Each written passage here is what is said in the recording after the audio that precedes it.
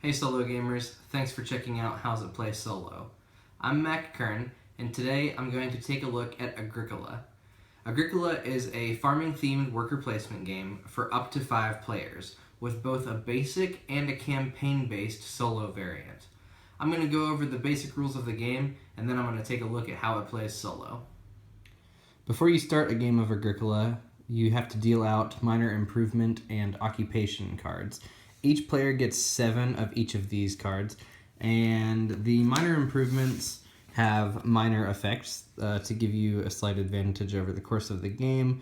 So for example, when you've built the canoe and you take the fishing action on the main board, you kind of receive an enhanced benefit because of that. These have a cost in the upper right hand corner, and some of them also have prerequisites before you're able to play them. The occupation cards work in a similar way, but these have more powerful effects. Playing these cards, which you play by taking an action on the main board, playing these cards gives you a special ability that you can use from then on. So, for example, the stone carrier, anytime you take stone, you get an extra stone with the stone carrier. Now, experienced players, I think a lot of die-hard Agricola players, actually draft both the minor improvement and the occupation cards. So they would deal out 7 of each to each player, and then you pick one occupation, you pick one minor improvement, you set those aside, and then you pass the other 6 cards of each type to the player to the left, and you continue doing that until you have 7 of each type of card. And that just kind of adds another layer of strategy, because you might get dealt 7 cards that don't combo well together. And so drafting kind of evens that out. Additionally, some groups like to deal 10 of each type of card and just keep 7. So that lets you see a couple more cards. It gives you a little bit of choice before the game starts. And all of those are official variants within the rules. Over the course of a game of Agricola, you'll build up your own personal farm. At the beginning of the game, you have a pretty bare bones setup. You have 2 wooden rooms that form your house, and you have 2 workers. As the game progresses, you can fence pastures to store animals. You can plow fields, and you can use those to plant wheat or vegetables. You can add additional rooms to your house. You can upgrade the rooms in your house from wood to clay, and you can upgrade your clay rooms to stone rooms. Adding rooms to your house is important because the more room you have, the more workers you can add to your family through family growth actions on the main board over the course of the game. Upgrading your rooms is beneficial because clay rooms are worth more than wood rooms at the end of the game. And similarly, stone rooms are worth more than clay rooms at the end of the game. Fenced pastures can typically accommodate 2 animals per square in the fenced area. However, you can add a stable to a pasture to double the capacity of the entire fenced area. Additionally, you're allowed to store 1 animal in your home as a pet, even if that animal is a wild boar or a bull. In addition to the minor improvements and occupations that I mentioned earlier, there's a 3rd type of card, major improvements, that can be built over the course of the game. There's a limited supply of these cards, and they're available to everyone on a first-come, first-served basis. These cards allow you to do things like convert your vegetables, animals, or other resources into food, and they're also worth points at the end of the game. The game consists of 6 stages, and each stage consists of between 1 and 4 rounds. The first stage of the game is the longest and lasts 4 rounds, while the last stage is the shortest and only lasts for 1 round. Every round, an additional action is revealed. So for the very first round of the game, you have a set of starting actions, and if you're playing with more players, the game scales by adding a couple additional action spaces. So this is set up for 1 or 2 players. But you have a set of starting actions And you also have a randomly chosen action from stage 1. So the fences action is always going to be a part of stage 1, but there's a little bit of variability in which round that action appears in. And it's the same way for all of the other stages, with the exception of stage 6, which only lasts for 1 round. During the rounds, players take turns placing their workers to perform actions or gather resources, and the round continues until every player has placed all of their workers.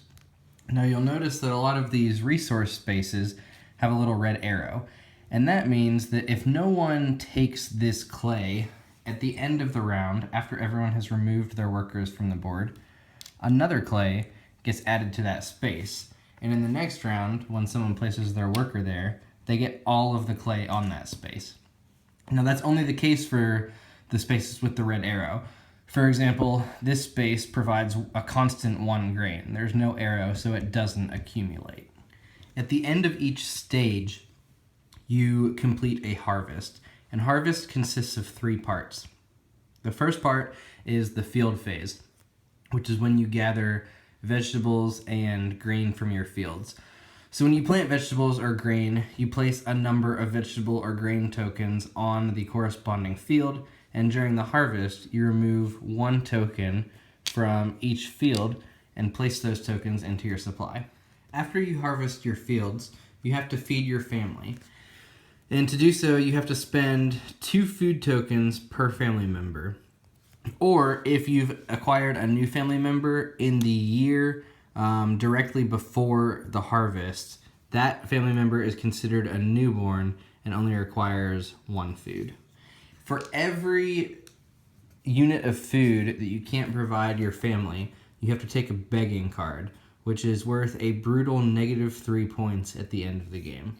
After you've fed your family, your animals reproduce. So basically, if you have 2 animals of the same type and you have room to store another animal of that type, you can add another animal to your farm. And regardless of whether you have 2 or 10 animals, you only ever get 1 offspring of each type during that step of the harvest. As the game progresses and the stages get shorter, harvests occur more frequently, which means that you have less rounds between each harvest to gather food for your family. At the end of the game, you perform 1 final harvest, and then you score points according to the features on your farm. Now, pretty much everything gives you points. You get points for the number of rooms you have in your house. You get points for the upgrades you've made to your house. You get points for the number of family members you have. You get points for fields and pastures and animals. But you can also lose points if you have empty spaces on your farm. If you don't have enough fields, or if you don't have enough vegetables or animals, you can lose points for that. And you also max out on points for a lot of different areas. So you can never score more than 4 points for any type of animal. Or you can never score more than 4 points for having a ton of grain at the end of the game. So in that way, the game doesn't really reward specialization. You really have to seek out the perfect balance to maximize your points in a lot of different areas. In the basic solo rules, you're simply trying to score as many points as you can, and there are just a few minor changes that are made to the rules for that basic solo game. One of those changes is that this action space that typically provides 3 wood every round only provides 2 wood every round. And the other change is that during the harvest phase, instead of every family member requiring 2 food to feed, they instead require 3. So there's some additional hardships added to make up for the fact that you have free reign of all of the action spaces every round. But those hardships are pretty minor setbacks in comparison to losing competition for valued spaces on the board. The game also contains rules to play a solo campaign, and your goal in the first game of that campaign is to score 50 points. After you finish the game and you meet that goal, you can save one of the occupation cards that you've played as a permanent occupation. So if I played the Stone Carrier over the course of my first campaign game, I could hold on to that stone carrier and I would start the next game with that occupation card already in play. Now I would only receive 6 occupation cards at the start of that next game because I already had one built. And you continue that after every game where you meet the goal. During the next game, you can bring over 1 occupation card from the previous game. Additionally, and it gives you, so the first game you have to score 50 points, the second game you have to score 55, and then 59. The guidelines are in the book for how many points you have to score. But after each game, for every 2 points that you exceeded the goal by, you get to bring 1 food over to the start of the next campaign game. And one thing that I didn't mention earlier is that in the multiplayer game, you start out with food. You either start out with 2 or 3 units of food. In the solo game, you don't start with any at all. But in the campaign, you're rewarded for exceeding the goal by starting the next game with some food. I'm not shy about the fact that I think that Agricola is among the best games ever created. However, I feel kind of lukewarm about it as a solo game. And I think that a lot of that is that part of what makes Agricola so great is that it's so demanding. It forces you to focus on such a wide variety of ways to score points. And if you neglect one to score points in another area, then you're going to have to pay for it at the end of the game. And that makes it a great multiplayer experience because there's so much tension with the spaces that are available on the board and who can most efficiently use those spaces, as well as the cards that they've played over the course of the game to build the most efficient farm. And I think that you lose a lot of that in the solo game because even though you might be using different tools to get there, you can use different occupation and minor improvement cards every game, but you're building a farm that looks very similar without much opposition over the course of the game. And so I think it suffers in that area, especially in comparison to other games like Fields of Arla or Glass Road, which are much more open and allow you to pursue a specialized strategy, which keeps the game fresh and different every time. Another thing that I think is really missing from the solo variant is drafting cards before the start of the game. I really enjoy seeing a wide variety of minor improvements and occupations and trying to draft the most efficient combo that I can. And I do appreciate the puzzly aspect of making the best of what you've been dealt in the solo game, but I think that drafting with other players adds a lot of excitement to the game. Having said all that, I do think that if you own and enjoy Agricola, it's worth playing through the solo campaign at least a couple times. It's a lot of fun once you start to accumulate those occupations that you start the game with.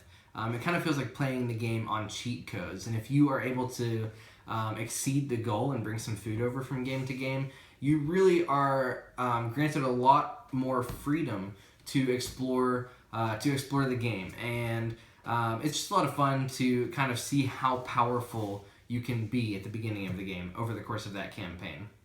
I do think, though, that after you play that campaign a few times, it kind of starts to feel repetitive. And so, if you don't own Agricola, my recommendation would be, if you're only interested in the game for solo play, I would check out the iOS app if you have an iPhone or an iPad. And you won't often hear me recommend that you play the digital version of a game as opposed to the cardboard version. However, Agricola is probably the best board game implementation I've seen on the iPhone, and it's really convenient that it takes care of all the upkeep. There's no setup. It's just a really quick experience, and you do get the essence of the Agricola solo game crammed into that digital version. In closing, I think Agricola is great, but I don't often feel the urge to play it by myself anymore. If it's a game that you own, if it's a game that you like, try out the solo campaign. You can have a lot of fun with it. And when that gets old, I suggest moving on to one of Uwe Rosenberg's other great games for one player. Thanks for checking out How's It Play Solo.